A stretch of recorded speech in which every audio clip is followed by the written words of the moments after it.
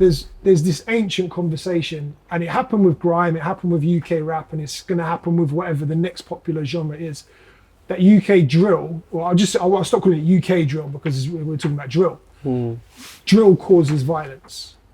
This is something that we hear all the time, and I can see from your faces, you guys hear it all the time as well. And I guess part of the argument is that because of what you're saying might inspire a younger generation of kids to go out and do a madness and this and that.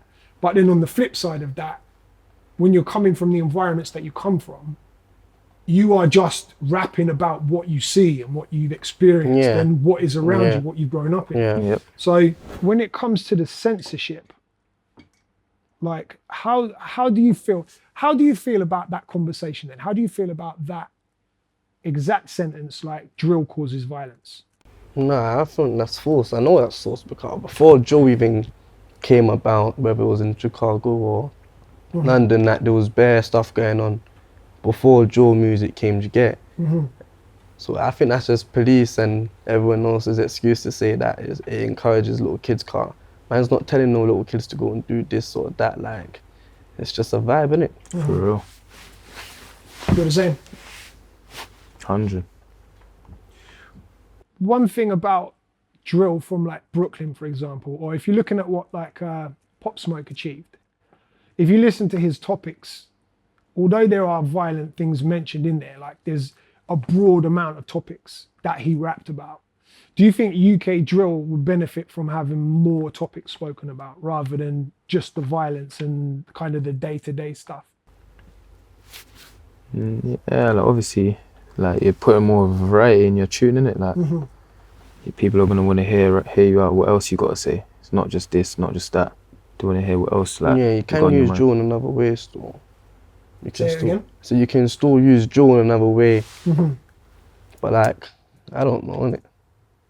It's just if people want to do that, they can see how far they get. But right now, everyone's just on this ching, this, that in their tune, so yeah. Do you think that's because that is the day-to-day lives? Yeah. And then as people get more successful, when they leave the hood and they start seeing the club shows and they start seeing the better cars and the international travel, that's when the topic changes. Do you think that's what happens? No, that is what happens still. That is what happens. That's true. I guess your music's a great example of that, because as you've got more successful, the music has changed and the videos and all sorts. Of course. While we're talking about takedowns, let's discuss the daily Duppy Freestyle and the crazy situation around this. So it went up on the channel, got hundreds of thousands of views in the same day.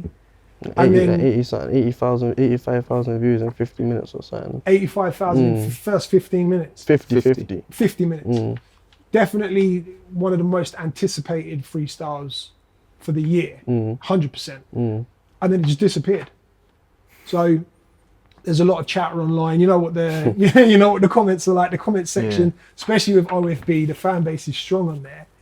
And there's a lot of them talking about, the police have taken it down, this and that. And like, can you straighten out the reason and the story behind the Daily Duppy disappearing? No, obviously it's just like, it's just simple, and like reality it's just the beat we used, isn't it? Like, right. It wasn't really authorized to use the beat. So tell me the story behind the beat, though, because it was an M1 beat, right? Yeah, but how everyone's thinking is like how we've gone on these youth channels and we've said, this tune's hard, let's use the beat. Just it wasn't like that. Me, I'm one of the people that did find the beat, but obviously, you know that Clubhouse, that app? You heard of that? Yeah. But obviously, man's on there, but one little funny guy's come on freestyling, but he's all freestyling over that beat, innit? Right. But I said to him, "Rah, what's this beat?" Like, he sent that to my brethren, my brethren sent that to me, and that's how we just got the beat, innit? Then coming to release it, like even in the group chat, we're saying, who made the beat? Everyone's saying M1. Right, okay. Then obviously M1's like obviously with my mixtape label, innit? Yeah. So as artists, like obviously at my management, we're just leaving it to these lot to chat to M1. No one really come back or nothing like that. Then ready to go out. And as it's premiering, someone was phoning me saying, these guys are saying X, Y, and Z and like get the music video down. Like, they came down, then we just told GRM put it back up. So if it's already down, like people are already gonna screen record. record and boom, boom, boom. If they were smart, they would have just buzzed off the tune and Yeah, of course. in the comments, boom, boom, boom, got more light onto their tune, innit? But people are not smart, bro. Yeah, so it was artists from America, right? Because I saw them, they also posted a video. So they were on the phone to your manager. No, So- that weren't my manager. My manager's there. Right, okay, so they're on the phone to someone on the team, and then they've posted out the conversation, basically. Trying to get some clout off of Definitely, bringing you a daily definitely trying to Duppy. get clout. That weren't It's needed. clear to see, innit? It's a lady. It's not like he's talking to a man. You're posting a lady talking, but then after that, let me not even talk, man. It's irrelevant. Next question or something. Man.